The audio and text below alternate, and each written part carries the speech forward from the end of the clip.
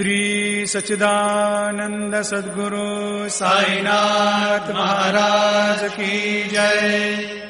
வணக்கம் நண்பர்களே. இன்னைக்கு நம்ம ஸ்ரீ குரு சரித்திரத்தில் அத்தியாயம் 37 கேட்க போறோம். நீங்க இன்னும் இதற்கு முன்னாடி இருக்கிற அத்தியாயங்களை கேட்கலையா? கவலை வேண்டாம், அதற்கான லிங்கை நான் இந்த வீடியோவோட டிஸ்கிரிப்ஷன்ல கொடுத்துருக்கேன். உடனே போய் அதை கேட்டுட்டு அதுக்கப்புறம் இந்த அத்தியாயத்தை கேட்க ஆரம்பிங்க. திகம்பரா திகம்பரா ஸ்ரீ பாத வல்லப திகம்பரா. அத்தியாயம் 37. நாமதாரகா. ஸ்ரீ குரு மேலும் பிராமணர்களின் வீட்டில் கடைபிடிக்க வேண்டிய தர்மங்களையும் ஆசாரங்களையும் சொல்லலானார்.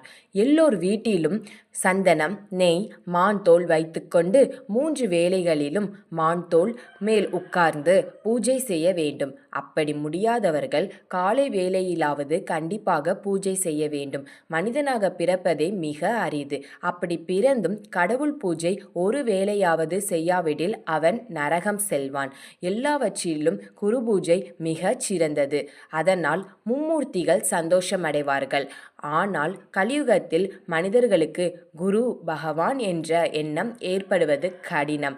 ஆதலால் புத்தி குறைவானவர்களை காக்க பகவான் சாலக்கிராமம் பானலிங்க ரூபங்களை கொடுத்து அவற்றை பூஜித்தால் எல்லா பாவங்களும் நீங்கிவிடும். பசு, பிராமணர், நெருப்பு, நீர், சூரியன் ஆகியவையும் பகவானைப் போல் பாவித்து பூஜை செய்யலாம்.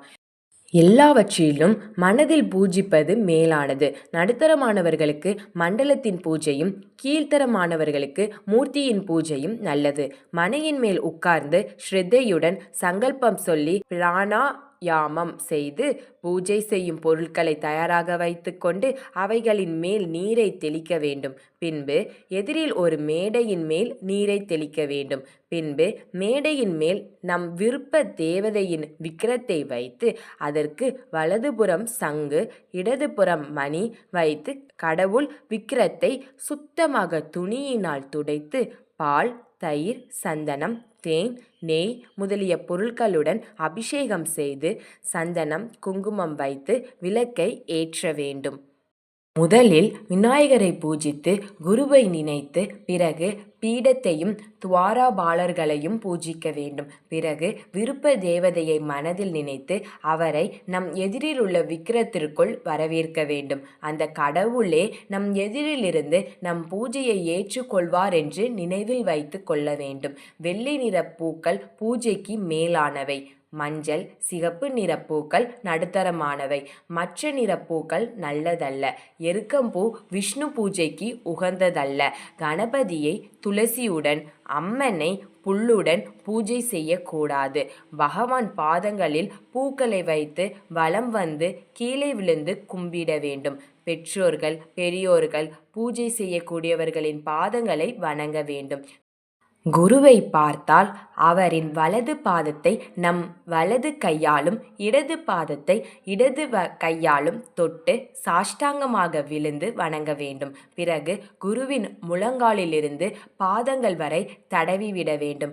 தாய், தகப்பன், வளர்ப்பவர், பயத்தை போக்குபவர், உணவு அளிப்பவர், மாற்றாந்தாய், புரோகிதர், அண்ணன்மார்கள், பெற்றோர்களின் சகோதரர்கள், ஞானம் மிகுந்த முதியோர்கள் இவர்களையெல்லாம் குருவுக்கு சமமானவர்கள். ஆகையால் இவர்களையும் வணங்க வேண்டும்.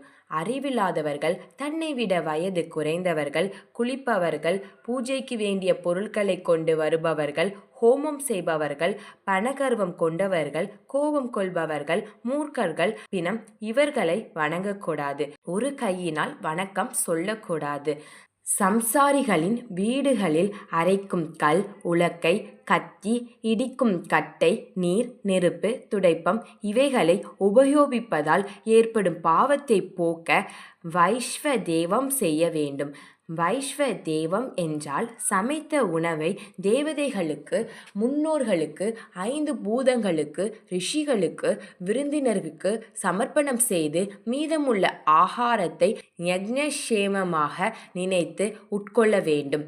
அதிதிகளின் குலம் கோத்திரம் பார்க்காமல் வந்தவர்கள் கடவுளின் ரூபமாக நினைத்து உணவு இட வேண்டும். அப்படி வந்த அதிதிகளுக்கு அளிக்கும் ஒருபடி சாதம் பெரிய மலை போன்றது. அப்படி வந்தவர்களை விட்டு சாப்பிட்டால் அடுத்த பிறவியில் நாய் கழுதையாக பிறப்பான். சாப்பாட்டை பரிமாறும் போது வேறுபாடு செய்தால் அது மகா பாவமாகும்.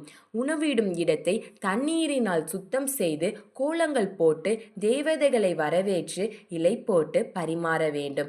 முதலில் வலது பக்கம் சித்திரகுப்தனுக்கு பலியாக சிறிது உணவை வைத்து பிறகு சாப்பிட வேண்டும். சாப்பிடும் உணவு கடவுளின் ரூபம் என்று நினைவுடன் சாப்பிட வேண்டும். நாய் தீட்டில் இருக்கும் பெண் தர்மத்தை கடைபிடிக்காதவன் இவர்களை பார்த்து கொண்டு சாப்பிடக்கூடாது. சாப்பிட்ட பிறகு அகத்திய மகரிஷியை கும்பகர்ணனை நினைத்தால் ஜீர்ண சக்தி பெருகும். மாலையில் புராணங்கள் நல்லதொரு புத்தகங்களிலிருந்து பெரியோர்கள் சொற்பொழிவு கேட்க வேண்டும். இரவில் சிறிதளவு சாப்பிட்டு சிறிது நேரம் நல்ல புத்தகங்களை படித்து அன்றைக்கு செய்த நல்ல காரியங்களை கடவுளின் அருளினால் நடந்தவை என்று எண்ணி கடவுளை வணங்க வேண்டும். வடக்கு புறம் தலை வைத்து தூங்கக்கூடாது. மீதி திக்குகளில் தலை வைத்து தூங்கலாம். இன்றையிலிருந்து நீ இந்த தர்மங்களை கடைபிடித்து வாழ்வாய். அவசர நேரத்தில் பிறரின் வீட்டில் உணவு உட்கொள்ளலாம். உன் ஆசாரத்தை கடைப்பிடி. ஆசாரத்தை கடைப்பிடிப்பவர்களின் இல்லத்தில் தரித்திரம் இருக்காது. அவர்கள் பிள்ளை பேரன்களுடன் சுகமாக வாழ்வார்கள் என்று உபதேசம் செய்தார். ஸ்ரீ குரு கூறியதை கேட்ட அந்த பிராமண தம்பதியர் ஸ்ரீ குருவை வணங்கி சென்றார்கள். அவதூத சிந்தன ஸ்ரீ குருதேவ தத்த. அன்பர்களே, இத்துடன் அத்தியாயம் 37 முற்றுற்றது. அடுத்த அத்தியாயத்துடன் உங்களை சந்திக்கிறேன். அதுவரைக்கும் இணைந்திருங்கள் எல்லாம் சாய்பாபா யூடியூப் சேனலுடன்.